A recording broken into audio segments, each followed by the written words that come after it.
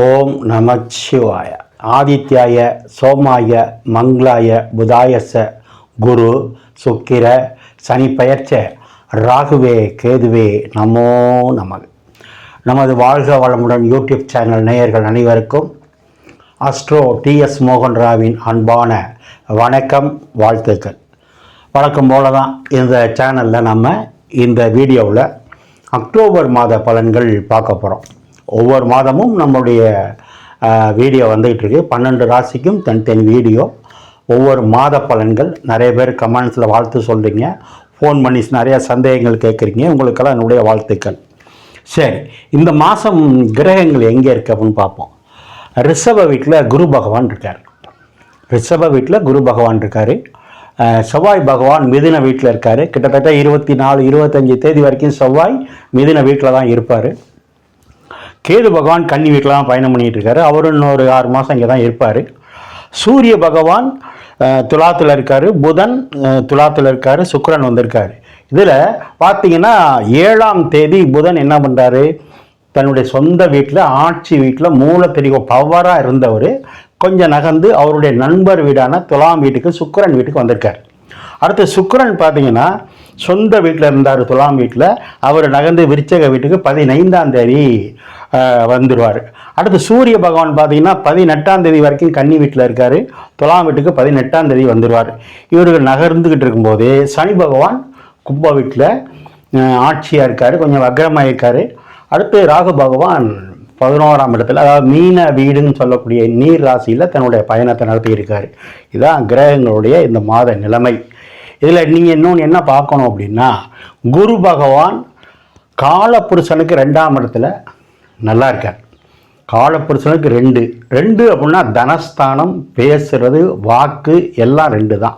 அப்போ தனகாரனே அங்கே போய் இருந்தால் அப்போ 12 ராசிக்கும் பணம் கிடைக்கும். அடுத்து பார்த்தீங்கன்னா சுக்கிரன், அவரும் ஒரு பணத்துக்கு அதிபதி. அவரும் குருவும் சுக்கிரனும் நேருக்கு நேர் பார்த்துக்கிறாங்க, சமசப்தமாக பார்த்துக்கிறாங்க. இது ஒரு யோகம். இது 12 ராசிக்கு நன்மை. அடுத்து பார்த்தீங்கன்னா புதன் அவருடைய நண்பர் வீட்டுக்கு வந்திருக்கார். காலப்புருஷனுக்கு 7ல் நண்பர் வீட்டுக்கு வந்திருக்காரு. இன்னொரு நண்பர் யாருன்னா சூரியன். அப்போ 2 பேரும் சேர்ந்து காலப்புருஷனுடைய இடத்தை பார்க்குறாங்க. இது ஒரு சிறப்பு. சனி பகவான் எப்பவும் போல் தன் வீட்டில் ஆட்சியாக இருக்கார். அவர் ஆட்சியாக இருக்கிறது மட்டும் இல்லை, குருவுக்கு 10ல் இருக்கார். குரு இப்போ தான் சொன்னேன் தனகாரன்னு சொன்னேன். சனி பகவான் ஜீவனக்காரன், தொழில்காரன். அப்போ தனகாரனுக்கு ஜீவனஸ்தானாதிபதி 10 கூட 10ல் இருக்கும்போது தொழில் நல்லா இருக்கும், பணமும் வரும். காலப்புருஷனுக்கு 12ஆம் இடத்துல ராகு இருக்கிறதுனால வெளிநாட்டு தொடர்பு, பயணங்கள் எல்லாம் வெற்றியாக இருக்கும். இது ஒரு முன்னுரை தான். விரிவாக போகும்போது 12 ராசிக்கு எப்படி இருக்குன்னு பார்ப்போம். அப்புறம் இந்த மாதம் என்ன சார் சிறப்பு அப்படின்னு பார்த்தீங்கன்னா, 11ஆம் தேதி 12ஆம் தேதி இதெல்லாம் பார்த்தீங்கன்னா ஆயுத பூஜை, சரஸ்வதி பூஜை, விஜயதசமி, இந்த விசேஷங்கள்லாம் வருது. வருஷம் வர்றது தான். நவராத்திரி விரதமெல்லாம் இருந்து குழுவெல்லாம் வச்சு எல்லோரும் பக்தி பயத்தோடு வழிபாடு பண்ணுவாங்க. அதே மாதிரி அந்த வழிபாடு பண்ணக்கூடிய ஆயுத பூஜை, சரஸ்வதி பூஜை, விஜயதசமி, இது மாதிரி விழா கொண்டாடக்கூடிய நம்ம மக்கள் அனைவருக்கும், நம்முடைய வாழ்க வளமுடன் யூடியூப் நேயர்கள் அனைவருக்கும் வாழ்த்துக்கள், வணக்கம். நல்லா சிறப்பாக கொண்டாடுங்க. அது மாதிரி விஜயதசமிக்கு பார்த்தீங்கன்னா புதுசாக போய் எதாவது ஆரம்பிக்கலாம். ஸ்கூலில் சேர்றது, ஒரு டியூஷன் சென்டர் ஆரம்பிக்கிறது, ஒரு வகுப்பில் சேர்றது, ஒரு வீட்டுக்கு தேவையான சுப பொருள் வாங்குறதெல்லாம் செஞ்சால் விஜயதசமினா வளரக்கூடியதுன்னு அர்த்தம். அப்படி உங்களுக்கு இல்லங்களுக்கு என்ன தேவையோ வாங்குங்க. உங்களுக்கும் என்னுடைய வாழ்த்துக்கள். அடுத்து பார்த்திங்கன்னா 31ஆம் தேதி தீபத் திருநாள், தீபாவளி பண்டிகை. உங்கள் எல்லாருக்கும் தெரிஞ்சது தான். தீபத் திருநாள் அப்படின்னா நம்ம உடம்புல இருக்கிற, மனசில் இருக்கிற அழுக்குகள் விலகி, தீமை விலகி, தீய சிந்தனை விலகி ஒளி பிறக்கிற நாள் தான் தீபத் திருநாள். அப்போ நாமும் நாட்டு மக்களும் நம்ம இல்லத்தில் இருக்கிற தீய எண்ணங்கள், கெட்ட எண்ணங்கள், அசுப எண்ணங்கள் விலகி எல்லார் வீட்டிலும் ஒளி விளக்கு சிறப்பாக எரியணும், ஏற்றணும். தீபத் திருநாளை நீங்களும் கொண்டாடுங்க. தீபாவளி திருநாள் கொண்டாடும்போது நாம் மகிழ்ச்சியாக இருக்கிறது முக்கியம் இல்லை, மற்றவர்களுக்கு இடையூறு இல்லாமல் நாம் அந்த தீபாவளியை கொண்டாடுவோம், சிறப்பாக கொண்டாடுவோம். இல்லாதவர்களுக்கு உதவி செய்து தீபாவளியை கொண்டாடுவோம். உங்கள் எல்லாருக்கும் நம்முடைய வாழ்க வளமுடன் யூடியூப் சேனல் நேயர்கள் அனைவருக்கும் மீண்டும் தீபாவளி நல்வாழ்த்துக்கள். இப்போ நீங்கள் நேரில் என்ன பண்ணிக்கிறீங்கன்னா, இப்போ தான் முத நம்ம சேனலை பார்க்குறீங்கன்னா சப்ஸ்கிரைப் பண்ணிக்கோங்க, லைக் பண்ணுங்கள், உங்கள் உறவினர் நண்பர்களுக்கு சொல்லுங்கள். யாருக்காவது எனக்கிட்ட ஜாதகம் பார்க்க விருப்பம் இருந்தால் கீழே இருக்கிற நம்பருக்கு ஃபோன் பண்ணுங்கள். நிறைய பேர் ஃபோன் பண்ணி என்ன கேட்குறீங்க, சார் எனக்கு ஜாதகம் இல்லை சார், எப்படி என்னுடைய கேரியரை தெரிஞ்சுக்கிறது, எதிர்கால வாழ்க்கையை தெரிஞ்சுக்கிறதுன்னு.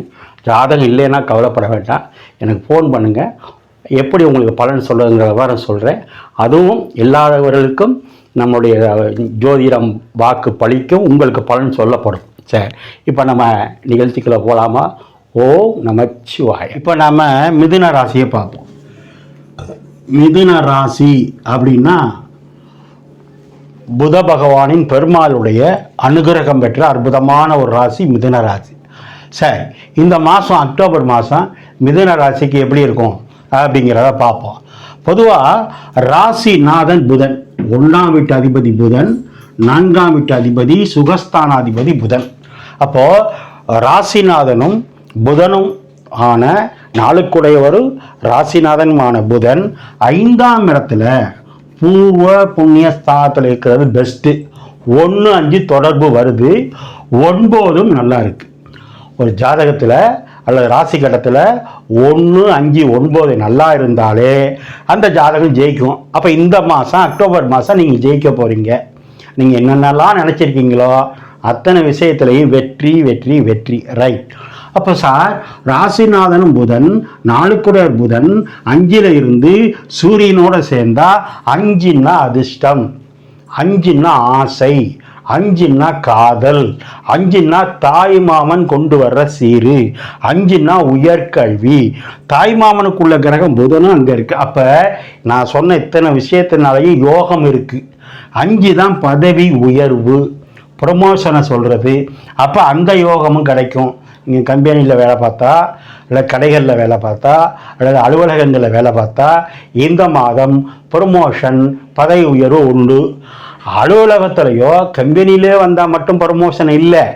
அப்பாவானா ப்ரொமோஷன் தான், அம்மாவானாலும் ப்ரொமோஷன் தான், தாத்தாவானாலும் ப்ரொமோஷன் தான், பாட்டியானாலும் ப்ரொமோஷன் தான். சரி, அப்போது 5 என்பது சிறப்பாக இருக்குது. இந்த கிரகம் எங்கே பார்க்குது? 11ஆம் இடத்தை பார்க்குது. 5ன்னா ஆசை, 11ன்னா அபிலாசை, உங்கள் நிறைவேற்றி கொள்ளும் இடம். 9ஆம் இடம் நல்லா இருக்குது, அப்பா ஸ்தானம் பாக்கியஸ்தானம் நல்லா இருக்குது. 10ஆம் இடம் தொழில் ஸ்தானம் நல்லா இருக்குது. நீங்கள் போட்டிருக்க தொழிலுக்கு தகுந்த மாதிரி வருமானம் உண்டு. பாக்கியாதிபதி 3ஆம் பார்வையாக 11ஆம் இடத்தை பார்க்குறாரு. பாக்கியாதிபதி 11ஆம் இடத்தை பார்க்கும்போது லாபம் அபரிமிதமாக இருக்கும். நடுப்புற ராகு தொழிலை விரிவுபடுத்திக்கிட்டு இருக்காரு, மாற்று கருத்து இல்லை. 11ஆம் இடம் என்பது உங்கள் சித்தப்பாவை சொல்கிறது. அது எங்கே இருக்குது? அந்த கிரகம் செவ்வாய் ராசியில் இருக்குது. 4ஆம் இடம் என்பது உங்கள் அம்மாவை சொல்கிறது. உங்கள் அம்மாவோட 3ஆம் இடம் சின்னம்மாவை சொல்கிறது செவ்வாய். உங்கள் சித்தப்பாவும் உங்கள் சின்னம்மாவும் ராசியில் இருக்காங்க. அது செவ்வாயாக இருக்கிறதுனால அவங்க உங்களுக்கு உதவியும் பண்ணலாம், அல்லது உங்கள்கிட்ட எதிர்பார்த்தும் வரலாம். ஏன்? செவ்வாய்னா வேகமான கிரகம், கோபமான கிரகம், போர் கிரகம். அப்போ ப்ளஸ்ஸும் இருக்கும் மைனஸ் இருக்கும். யாருனால? 11ஆம் இடம்னா சித்தப்பா, செவ்வாய் அங்கே இருக்குது, ராசியில் இருக்குது. உங்களுக்கு 6ஆம் இடம்னா அம்மாவோட தங்கச்சி 3ஆம் இடம், சின்னம்மானால ஒரு வரவோ அல்லது ஒரு சிறிய செலவோ உண்டு. பொதுவாக செவ்வாய்னா சகோதரக்காரன். உங்கள் சகோதரனால் தீபாவளி நேரம் பணங்காசு கேட்டு வருவாங்க, வாய்ப்பு இருந்தால் விருப்பம் இருந்தால் கொஞ்சம் கொடுங்க. செவ்வாய்னா சொத்து. அப்போ சொத்துனால ஒரு சுபவரையும் உண்டு. ஒரு சொத்தை விற்று இன்னொரு சொத்து வாங்கலாம். எல்லாத்துக்கும் மேலே 6ஆம் இடத்தில் சுக்கிரன் இருந்தால், 6ன்னா சர்வீஸ், வேலை, நீங்கள் செய்கிற வேலையை சொல்கிறது 6ஆம் இடம். சுக்கிரன் இருக்குது. 5 கூட போய் அங்கே இருந்து உங்களுக்கு 12ஆம் இடத்தை பார்க்கும்போது அற்புதமான அழகான வேலை உண்டு. குறிப்பாக 6ல் சுக்கிரன் இருக்கிறவங்களுக்கு கலைத்துறை சம்மந்தமாக நல்ல ஜாப் உண்டு. சின்ன திரையில் இருக்கிறவங்க, பெரிய திரையில் இருக்கிறவங்களுக்கு ஜாப் உண்டு. 6ஆம் இடம்னா அடி வயிறு. சுக்கிரன் அங்கே இருந்தால் மறைவு ஸ்தானம்.